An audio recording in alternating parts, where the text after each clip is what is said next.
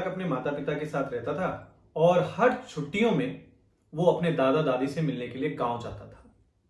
यह सिलसिला वर्षों तक चलता रहा। धीरे धीरे करके वो बालक बड़ा हो गया और एक बार उसने ये जिद की कि इस बार मैं अकेले ही गांव जाऊंगा दादा और दादी से मिलने के लिए। अब उसके माता पिता इस बात के लिए तैयार नहीं थे। उन्होंने उसे बहुत समझाया, लेकिन आखिर बालक की जिद के आगे उन्हें झुकना पड़ा।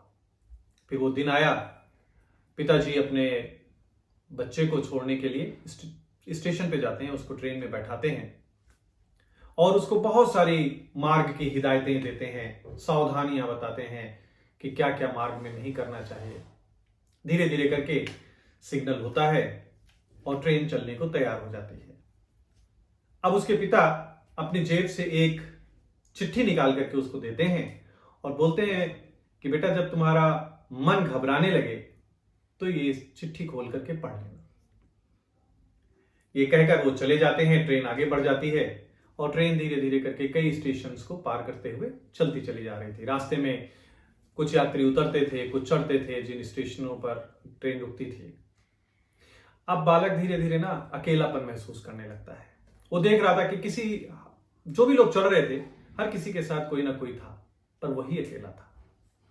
एक स्टेशन पर एक व्यक्ति चढ़ता है जिसको देख करके वो बालक डर जाता है और डर में वो सोचने लगता है कि मेरे साथ तो कोई भी नहीं है।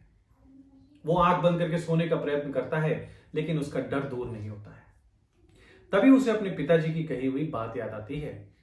वो अपने जेब से वो चिट्ठी निकालता है, पढ़ता है। उसमें लिखा था कि बेटा, तुम घबराना मत, मैं बगल वाले कंपार्टमेंट में ही बैठा हूं। अब वो बालक निश्चिंत हो जाता है, उसका सारा डर खत्म हो जाता है और वो पूरी निश्चिंतता के साथ अपनी यात्रा पूरी करता है। वास्तविक जीवन में भी ऐसा ही है।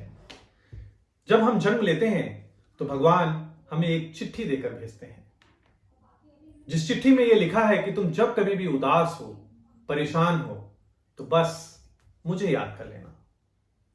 तुम पूरे जीवन मुझे स्मरण करते रहना और मैं पूरे जीवन तुम्हारे साथ रहूंगा, पहली श्वास से आखिरी श्वास तक।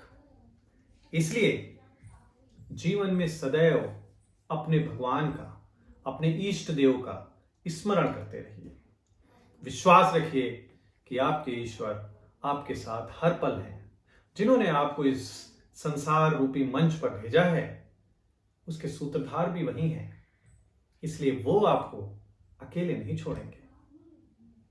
ईश्वर पर पूर्ण विश्वास रखें। धन्यवाद।